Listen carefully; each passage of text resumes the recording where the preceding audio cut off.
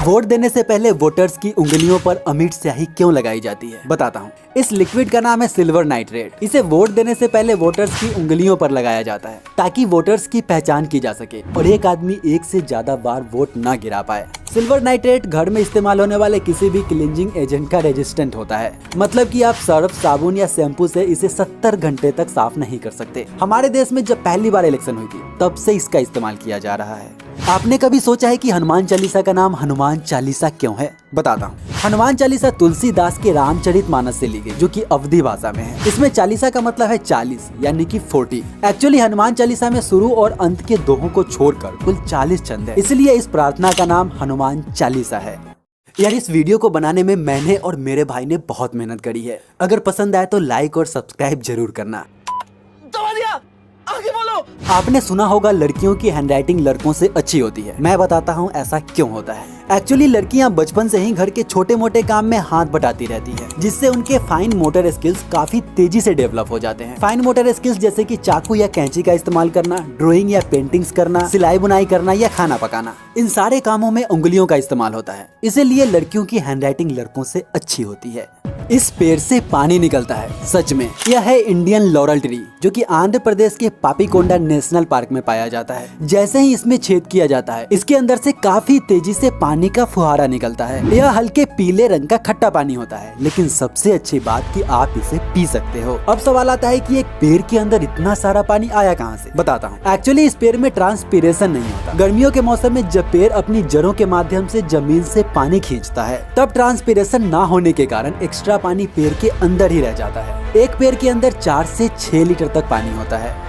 Smart watch में एक LED light होती है जो ब्लिंक करती रहती है। आपने कभी सोचा है कि यह हरे रंग की ही क्यों होती है, किसी दूसरे कलर की क्यों नहीं होती? बताता हूँ। एक्चुअली जब जब हमारा दिल धड़कता है तब ऑक्सीजनेटेड ब्लड दिल से हमारी बॉडी में दौड़ता है। ऑक्सीजनेटेड ब्लड ग्रीन कलर के लाइट को एब्जॉर्ब कर लेता है। घड़ी के पीछे एक सेंसर लगा होता है जो नोट करता है कि 1 मिनट में कितनी बार लाइट को एब्जॉर्ब किया गया, और इस तरह वह हमारा BPM बता देता है। लेकिन किसी दूसरे कलर के लाइट को हमारी बॉडी अच्छे से एब्जॉर्ब नहीं कर पाती, इसलिए घड़ी में सिर्फ ग्रीन कलर का लाइट यूज किया जाता है। इन वीनो वेरिटस, यह एक लैटिन फ्रेज है जिसका मतलब होता है दारू पीने के बाद आदमी सच बोलता है। पर यह बात कितनी सच है, बताता हूँ। यह बात सच है कि नशे में आदमी की सोचने समझने की शक्ति कम जाती है और वो चालाकी नहीं कर सकता। उसके दिमाग में जो कुछ भी आता है बोल देता है, जो कि कई बार सच भी होता है, लेकिन इसका कोई साइंटिफिक प्रूफ नहीं है। दारू पीने के बाद आदमी झूठ भी बोल सकता है और कई बार तो आदमी नशे की हालत में कुछ भी बक देता है, जिस बात का कोई सिर पैर ही नहीं होता। अदालत भी नशे में बोली गई बातों को गवाही के तौर पर नहीं लेती।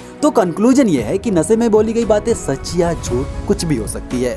पोर्ट को हिंदी में बंदरगाह क्यों कहते हैं? बचपन में लगता था यहाँ पर बंदर रहते हैं, लेकिन ऐसा है नहीं। बंदरगाह एक अरेबिक शब्द है जो 3 शब्दों से मिलकर बना है, बंद, दर और गाह। बंद का मतलब होता है घिरा हुआ, दर का मतलब होता है दरवाजा और गाह का मतलब होता है स्थान या ठिकाना। जैसे चारागाह का मतलब होता है मवेशियों के चरने का स्थान। इस तरह बंदरगाह का मतलब हुआ 3 ओर से जमीन से घिरा हुआ एक स्थान, जो जहाज को समंदर से आने और वापस समंदर में जाने के लिए दरवाजे का काम करता है। बंदरगाह का हिंदी शब्द है पत्तन, जिसके ऊपर आंध्र प्रदेश के एक शहर का नाम भी है। You can comment. Karnataka, Tamil Nadu और गोवा में आप मंचूरियन और कॉटन कैंडी नहीं खा सकते। बताता हूँ क्यों।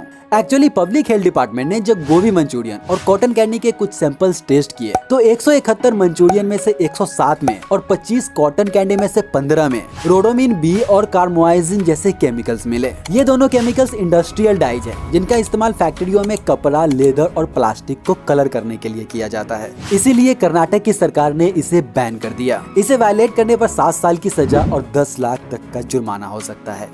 Why all villains are men? आपने जितनी भी मूवीज देखी होगी, सब में विलेंस हमेशा पुरुष ही होता है, बट वाई?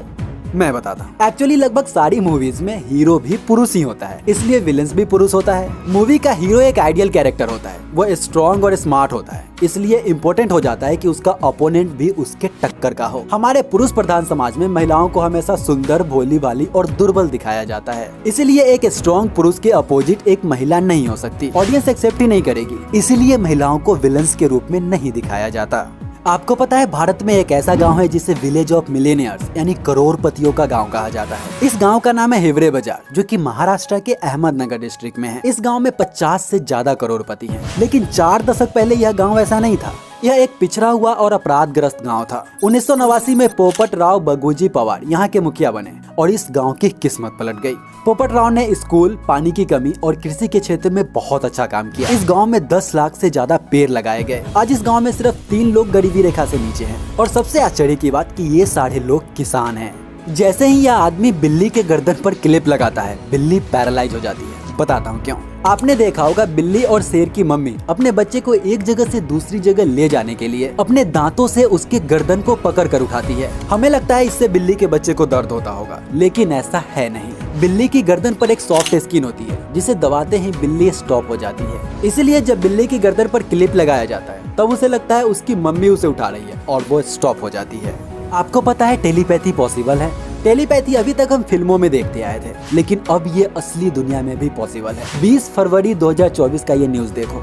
वह आदमी रिकवर हो चुका है जिसके दिमाग में न्यूरालिंक इम्प्लांट किया गया था और उसने अपने दिमाग से कंप्यूटर माउस को कंट्रोल करके दिखाया। न्यूरालिंक एक सिक्के के आकार का चिप होता है जिसे खोपड़ी को काट कर उसमें फिट कर दिया जाता है। इसमें से कुछ पतली पतली वायर्स निकली होती है जो ब्रेन से कनेक्ट हो जाती है। इसमें 1024 इलेक्ट्रोड्स होते हैं जो न्यूरॉन से सिग्नल कलेक्ट करते हैं और ब्लूटूथ के द्वारा उसे कंप्यूटर या मोबाइल पर सेंड कर देते हैं।